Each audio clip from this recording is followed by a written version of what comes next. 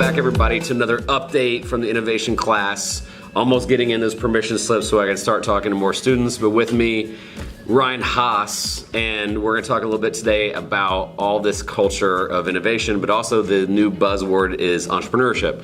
I have been approached by a lot of different organizations, and all these sexy terms is entrepreneurship, entrepreneurship, entrepreneurship. The question is why?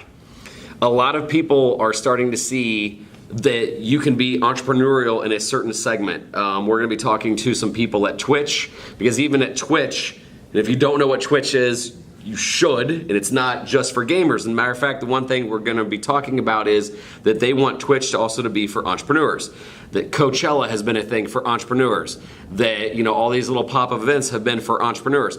So if all of a sudden this is a big sexy buzz term, why aren't we cashing in on it?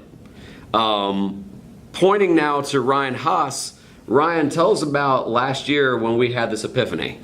So last year, just a normal day in the innovations class, I was finishing up a fundraiser that I created for kids involving video games, and I realized, you know, I'm really passionate about video games, and more in particular eSports, so competitive video gaming. And one day I was just talking to Don. I didn't have much to do. I had done all my paperwork, and I was just kind of waiting for a response. So I brought him the analytics and the stats about eSports, and it just blew his mind. It's crazy. Yeah. If you want to know what some of the trends are, first of all, it's a Google search away on where things are headed towards. Which, again, now that we're talking about it, the entrepreneurial thing, it's trending. But what I like Ryan's deal is that what are you passionate about, and can you be entrepreneurial within that realm? So when he says I love video games, well, great. How can we take advantage of that? Just by simply playing is nice, but starting something is even better. And so we got together. The school was nice enough, and they said, "Hey, you know, we've got a little bit of a budget for it," and we started the first high school sports team. We are a team. We are not a club. We were scrimmaging universities last year, and shocker, like Big Ten, Stanford. Robert Morris is the big dog in Chicago. Yeah, you said Big Ten, all those big schools. They now have esports teams. So if it's my job as an educator to prepare them for the future, you know what? There seems to be a big future in esports. Tell us about other plans you got. So just to recap last year, some of our accomplishments.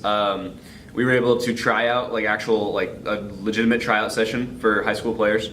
We also got invited to a tournament at Robert Morris University, the first official collegiate esports team. Yeah. And competed there, ended up top 4, which was crazy. Just saying. This next year, we plan to expand into some more games. Yeah. League of Legends, Counter-Strike, Hearthstone, Overwatch, and we might even do PlayerUnknown's Battlegrounds, would be really cool. But other than that, we just plan to expand. We want to move into the elementary schools and the middle schools and create this a district-wide thing.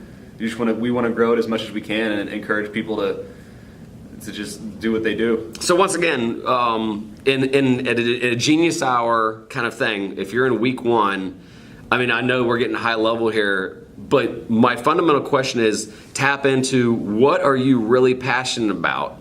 Okay, and then what are you doing about it? How are you taking ownership of it? Basically, so many of us are consumers, but very few of us are producers. Once we know what our students are passionate about, I want you to produce something within that. Or sometimes we find out things that make us mad. And so if you're mad about things, what are you doing about it? If you see some ills in society, what are you doing about it? That is the way I always start my culture build within an innovation class, or if you're doing a Genius Hour, or just if you're an incredible high school English teacher and you want to get things kick-started to get them that passion at the beginning of the year. Well, thank Ryan Haas for being here. Thank you so much. This has been the daily vlog. We'll start back next week. Week 2 is going to be all sorts of fun, and we're going to be talking about all sorts of things that you'll want to be a part of. My ask for you is that this is bringing you value. Please hit that subscribe button. Give us some comments. Give us some suggestions. What do you want to hear? I might even have a Q&A section. Last night I got some messages on Facebook. But right now in the comments, I want to know, what are you passionate about? And what are you producing? I'm being dead serious. So if you're a parent, what are you doing to foster that with your child? If you're a teen, what are you doing that is contributing to producing? And if you're a teacher, same question. List below, subscribe, get back with us. This is Don Wetrick reminding you Opportunities are everywhere. See ya.